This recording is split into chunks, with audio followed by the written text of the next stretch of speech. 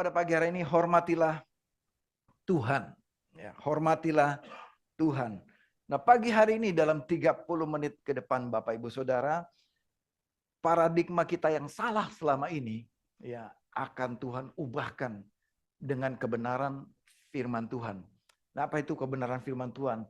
Nah, ayat pertama tadi dikatakan pasal 3 ayat 9, muliakanlah Tuhan. Nah, saya ambil dari terjemahan BIMK, hormatilah Tuhan dengan mempersembahkan kepadanya yang terbaik dari segala harta, milik, dan hasil tanahmu. Mari kita fokus kepada hormatilah Tuhan. Hormatilah Tuhan. Nah, tindakan menghormati, saya cek dari KBBI ya, menurut bahasa Indonesia ini ya. Kata-kata menghormati itu berarti menaruh hormat kepada pihak tertentu, yaitu dengan hormat, dengan sopan. Ya. Hormati itu juga berarti menghargai, menjunjung tinggi pihak yang dihormati. Menghormati itu berarti mengakui dan mentaati. Ya, ini dari KBBI ya, kalau yang ahli bahasa membedah kata ini. Hormat itu berarti sikap hati kita kepada seseorang yang kita hormati. Ya. Sikap hati kita bagaimana kita memandang orang tersebut yang kita hormati. Nah, firman Tuhan kembali lagi tadi ya. Hormatilah Tuhan. Ini berarti pagi ini mari kita fokus kepada Tuhan, ya. Firman ini fokusnya adalah Tuhan. Hormatilah atau muliakanlah Tuhan. Itu yang menjadi fokus utama dalam kehidupan kita. Nah, Saudara, Tuhan yang kita hormati ini adalah Tuhan yang menciptakan langit dan bumi. Tuhan yang menciptakan kita. Betul Saudara? Tuhan yang berkuasa atas segala alam semesta. Tuhan yang menjadikan langit dan bumi dan segalanya. Nah, kepada Dialah Sang Pencipta itulah kita menaruh hormat kita kepada Tuhan. Nah, pada pagi hari ini secara spesifik ya, dengan apa? Salah satunya tindakan penghormatan kita adalah dengan hartamu. Secara khusus pada pagi hari ini Tuhan di Alkitab juga bicara tentang harta, Bapak Ibu Saudara. Bicara tentang harta. Yang pertama, hormatilah Tuhan ya dengan apa? Yang terbaik dari segala harta milikmu. Yang terbaik dari segala harta milikmu. Yang kedua, hormatilah Tuhan dari hasil tanahmu, atau dalam terjemahan lain itu first fruit ya, atau dalam terjemahan lain ini buah sulung ya dikatakan. Jadi ada dua tadi Bapak Ibu Saudara, dengan harta ya dan dengan hasil tanahmu. Itu berarti bicara mengenai apa yang dikerjakan, first fruit, hasilnya ya itu kita pakai untuk menghormati Tuhan. Nah, nanti kita akan masuk lebih dalam lagi. Apa yang dimaksud dengan ini? Hormatilah Tuhanmu dengan hartamu. Hormatilah Tuhanmu dengan hasil tanahmu. Ayat berikutnya. Sorry ya, saya agak loncat-loncat.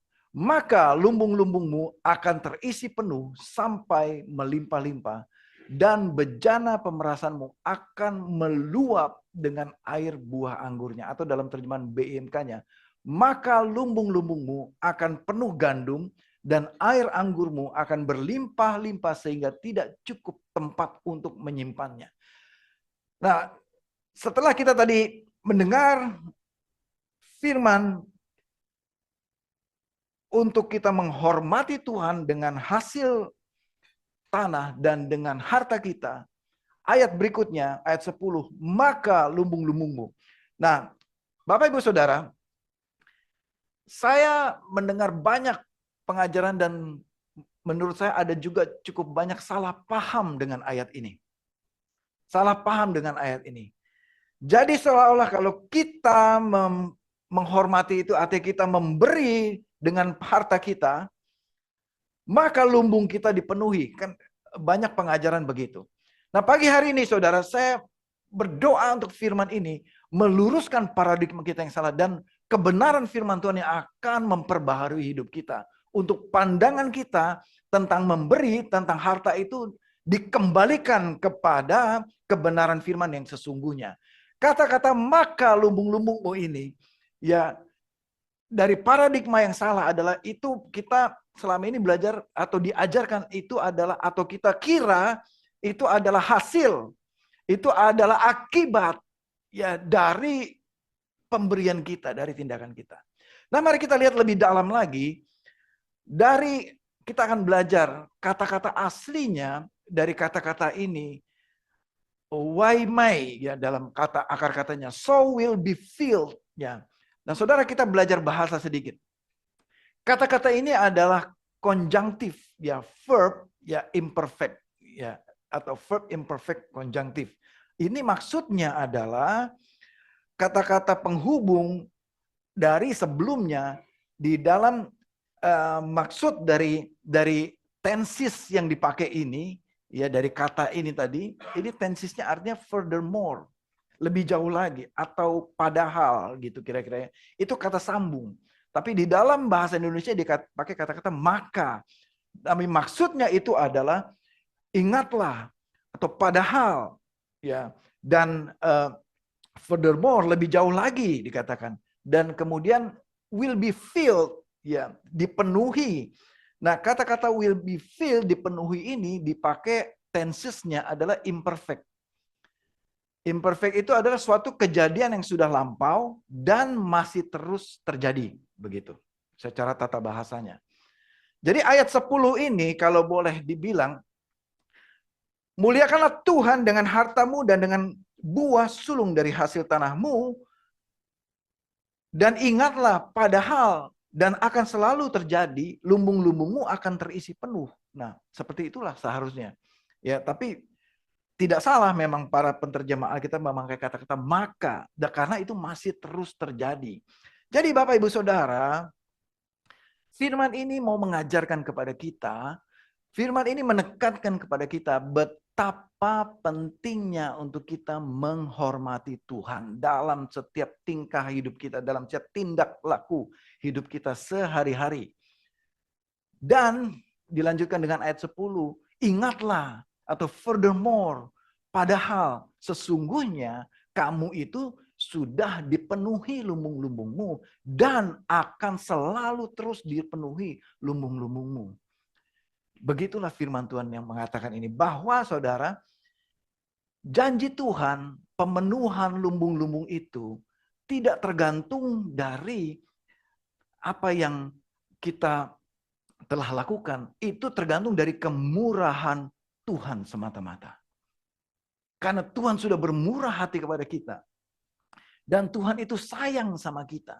Dia telah memberkati kita. Amin Bapak Ibu Saudara. Tuhan telah memberkati kita. Cuma masalahnya Bapak Ibu Saudara, kita yang suka lupa. Kita suka lupa atau kita berpikir ini tidak cocok dengan apa yang saya mau. Maka kita tidak menganggap itu sebagai berkat dari Tuhan. Padahal Tuhan sudah memberkati kita sedemikian rupa apa adanya, apa terjadinya yang sudah lampau. Dan ini yang perlu diperhatikan. Masih berkelanjutan. Itulah tenses imperfect. Itu masih berlanjut berkat Tuhan itu kepada kita. Tidak tergantung baik atau buruknya kita. Dan berkat, ya bicara mengenai berkat, itu ada berkat universal. Dan ada berkat spesifik. Berkat universal yang Tuhan berikan kepada umat manusia adalah berkat yang diberikan kepada semua umat manusia. Apakah dia jahat atau dia baik, Tuhan tetap memberkati umat manusia. Tuhan tetap memberkati siapapun juga.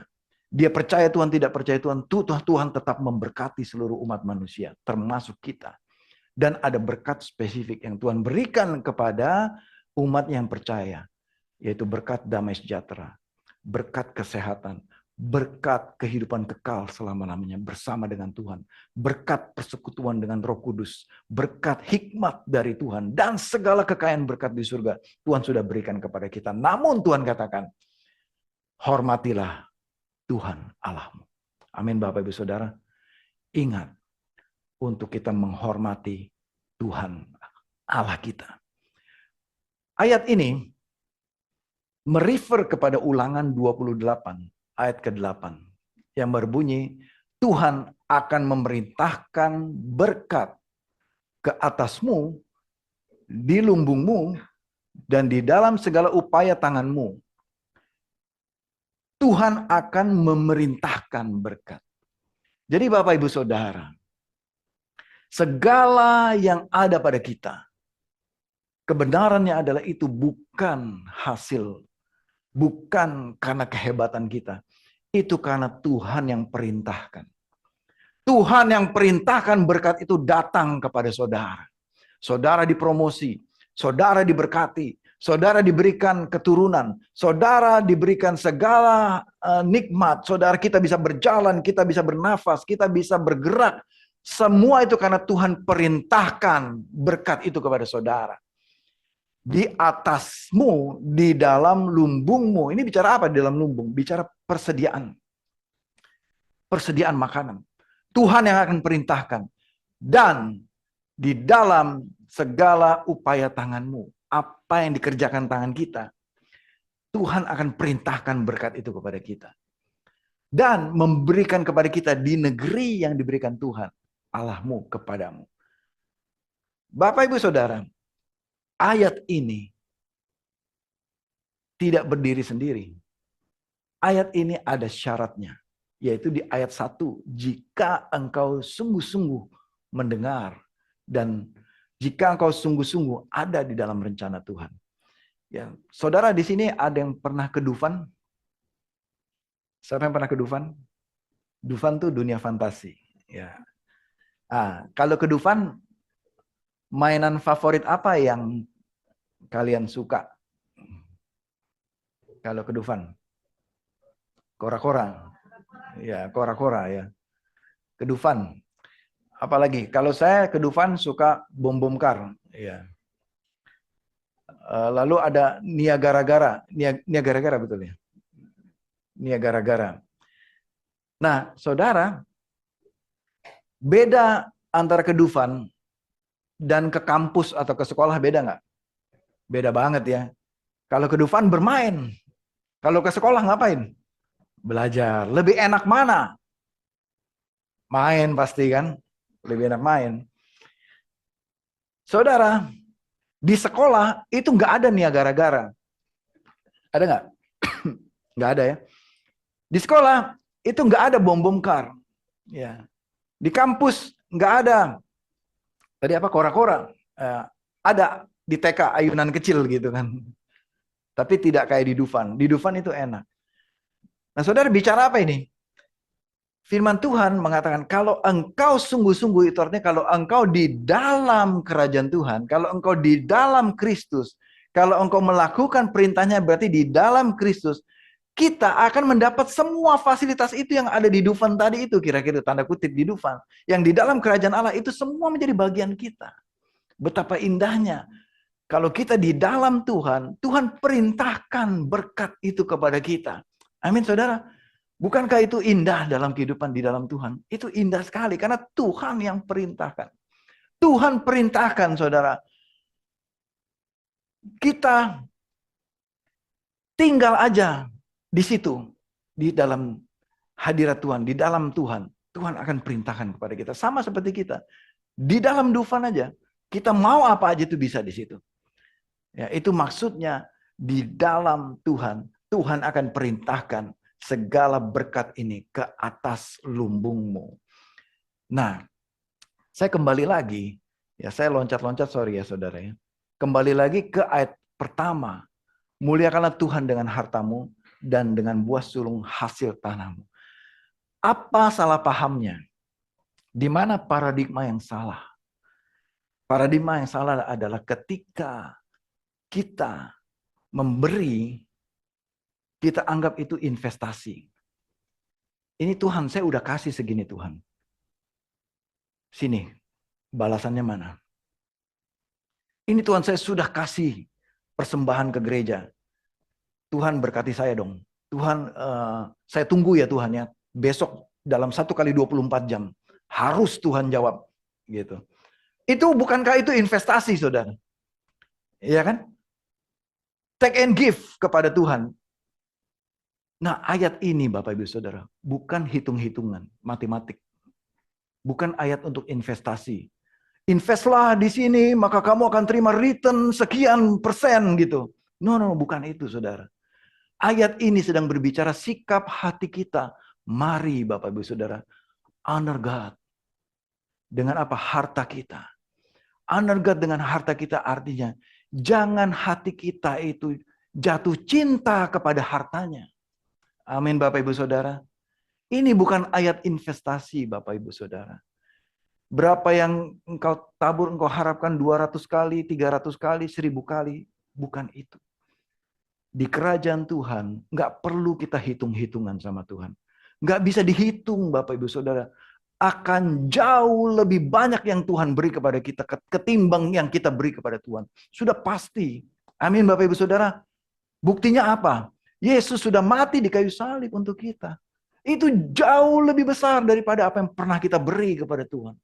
Artinya pemberian kita dengan pemberian Tuhan kepada kita timbal baliknya nggak akan pernah match. Tidak akan pernah klop hitungannya. Pasti kita jauh Tuhan lebih banyak memberi kepada kita dibanding kita memberi. Amin Bapak Ibu Saudara. Oleh karena itu kata-kata kuncinya adalah ayat ini adalah honor God. Honor God. Katakan ke sebelah kiri kanan. Honor God. Hormatilah Tuhan. Hormatilah Tuhan dalam hidupmu. Takutlah akan Tuhan Bapak Ibu Saudara. Jangan hati kita jatuh cinta kepada harta itu. Bapak Ibu Saudara, saya mau tanya ini jujur nih. Menurut saudara, boleh nggak orang Kristen jadi kaya raya? Pertanyaan kedua, siapa yang mau jadi kaya? Saya semua pasti. Iya kan? Semua mau kaya. Pertanyaannya adalah saudara, ketika engkau kaya raya, diperkaya, semua tersedia untuk saudara. Pertanyaannya adalah, apakah hati saya masih menghormati Tuhan? Atau tidak? Masih, pasti gitu jawabannya kan.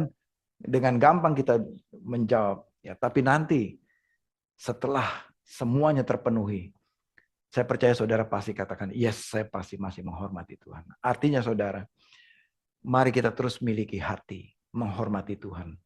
Waktu saya sekolah, ya, waktu saya sekolah, kuliah, saya punya penghasilan. Saya ngelesin anak sekolah, ini 30 tahun yang lalu. Lagi kuliah, ngelesin anak sekolah, saya dapat setiap bulan dapat 600.000. Akan mudah buat saya kasih persepuluhan cuma 60.000. Iya kan? Tapi kemudian bertambah nggak penghasilan saya? Bertambah penghasilan saya. Ketika bertambah mau kasih persepuluhan, makin banyak ya. Kok jadi banyak persepuluhan saya atau persembahan saya? Makin banyak. Makin besar, makin banyak juga apa yang kita bisa berikan kan kepada Tuhan. Jadi ketika Tuhan perkaya kepada kita, apakah hati kita masih menghormati Tuhan atau tidak? Ya. Yang berikutnya, cek hati kita. Apakah waktu kita memberi, kita anggap ini investasi demi kepentingan kita, atau kita memberi dengan sungguh-sungguh hati yang tulus ini untuk dipergunakan untuk pemberitaan Injil Kerajaan Tuhan. Dan yang terpenting adalah karena hati saya mau menghormati Tuhan. Amin Bapak Ibu Saudara. 2 Korintus 9 ayat ke-8. Lalu lagi pula Tuhan Allah sanggup melimpahkan segala anugerah kepadamu supaya kamu senantiasa berkecukupan di dalam segala sesuatu. Lagi pula Allah sanggup. Lagi pula Allah sanggup. Ya. Perhatikan kata-kata Allah sanggup. Bapak Ibu Saudara, seringkali kita meremehkan kata-kata ini. Kita pikir Allah nggak sanggup. Kita pikir Allah lupa. Kita pikir Allah tidak berkenan. Kita pikir Allah punya orang lain. Kita tidak penting di mata Tuhan. Banyak pikiran curiga kita kepada Tuhan. Sehingga kita sulit memahami kata-kata Allah sanggup ini. Tapi kabar gembira buat kita semua Bapak Ibu Saudara. Kata-kata Allah sanggup ini adalah untuk saudara. Katakan untuk saya. Untuk saya. Untuk saya. Kata-kata Allah sanggup ini adalah untuk pribadi kita masing-masing. Artinya Allah sanggup untuk kita melakukan apa yang Tuhan mau. Sanggup untuk apa? Melimpahkan segala anugerah kepadamu.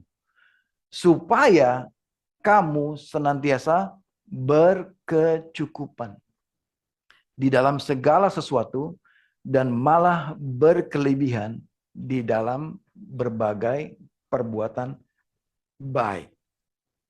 Bapak Ibu Saudara, saya tutup dengan ini. Ayat ini Bapak Ibu Saudara. Allah Tuhan kita mau melimpahkan kita dengan segala anugerah kepada kita, supaya kita senantiasa cukup dan tidak akan pernah kekurangan di dalam segala sesuatu, dan perhatikan dan ini, malah berkelebihan. Kelebihannya apa Bapak Ibu Saudara? Kelebihannya adalah untuk perbuatan baik. Artinya, Tuhan akan mencukupkan kebutuhan kita. Dan lebihnya, Tuhan kasih juga buat kita. Untuk kita melakukan perbuatan baik. Buat siapa? Buat orang lain. Jadi berkat yang Tuhan perintahkan kepada kita, bukan hanya untuk kita sendiri, Bapak Ibu Saudara. Amin. Berkat yang Tuhan berikan kepada kita, itu Tuhan lebihkan buat kita cukupnya saja. Ya, buat kita itu secukupnya saja Tuhan katakan. Dan lebihnya buat apa Bapak Ibu Saudara? Untuk berbagai perbuatan baik. Amin Bapak Ibu Saudara. Siapa yang mau seperti ini? Saya mau. Tuhan cukupkan kebutuhan saya. Dan lebihnya untuk apa? Perbuatan baik. Untuk pekerjaan Tuhan. Untuk kerajaan Tuhan. Berarti tidak kita simpan sendiri. Tapi untuk perbuatan baik. Katakan bersama saya. Untuk perbuatan baik. Berbagai perbuatan baik. Itulah tindakan menghormati Tuhan. Amin, Bapak Ibu Saudara. Saya percaya jemaat ini adalah jemaat yang murah hati. Dan jemaat yang menghormati Tuhan dengan sungguh-sungguh. Amin. Jemaat yang begitu mengasihi Tuhan sungguh-sungguh. Jemaat yang percaya sepenuhnya kepada Tuhan dengan menghormati Tuhan. Jadi ada dua tadi Bapak Ibu Saudara. Untuk menghormati Tuhan. Dengan apa? Harta kita. Menghormati Tuhan yang kedua dengan hasil tanah kita. Artinya adalah, yes Tuhan, ini semua dari Engkau dan ini semua milik Tuhan, dipakai untuk kemuliaan Tuhan dan mencukupkan keperluan kita masing-masing. Sehingga dengan demikian nama Tuhan yang dimuliakan. Amin Bapak Ibu Saudara. Saya tutup dengan kesimpulan. Memberi, memiliki hati yang bermurah hati dalam memberi. Karena menghormati Tuhan. Memberi bukanlah investasi.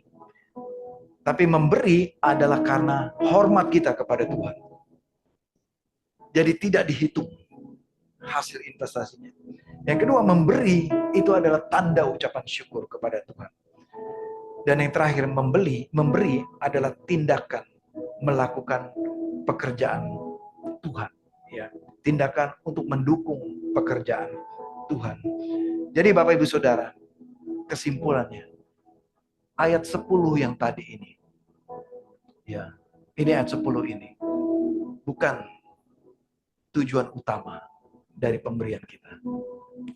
Amin Bapak Ibu Saudara. Ayat 10 ini, yaitu supaya kita ingin lumbung-lumbung kita terisi penuh. Ini bukan tujuan utama dari ayat 9 tadi. bukan tujuan utama dari tindakan pemberian tadi. Tetapi tindakan pemberian kita, tujuan utamanya adalah alasan utama kenapa kita memberi. Karena semata-mata kita mau menghormati Tuhan. Amin Bapak Ibu Saudara. Karena semata-mata cinta kasih kita kepada Tuhan. Amin. Dan ingatlah, gak usah khawatir. Lumbung-lumbung saudara, itu sudah pasti Tuhan penuhi. Dan akan terus Tuhan penuhi. Terus Tuhan penuhi. Terus Tuhan penuhi. Terus Tuhan penuhi, bahkan sampai berlimpah tumpah keluar. Dan tumpahnya limpahnya itu untuk apa Bapak Ibu Saudara? Untuk pekerjaan baik bagi pekerjaan Tuhan. Amin. Mari kita tundukkan kepala. Kita merenungkan firman Tuhan. Bapak Ibu Saudara, firman ini tidak hanya bicara, saya tidak bicara persembahan di gereja. Tidak hanya bicara persembahan persepuluhan, tapi ini bicara seluruh area kehidupan kita. Mari kita renungkan ini. Apakah sikap hati saya sudah menghormati Tuhan atau belum? Apakah sikap hati saya waktu saya membantu orang lain itu seperti kita hitung-hitungan, seperti investasi yang kita harapkan kembali. Tapi mari saudara, dengan firman pada pagi hari ini, biar itu mengubah paradigma kita. Bahwa ini bukan investasi hitung-hitungan, tapi ini tentang honoring God, tentang menghormati Tuhan, tentang kasih kita kepada Tuhan, trust kita kepada Tuhan. Tuhan, kami berdoa pada pagi hari ini, firman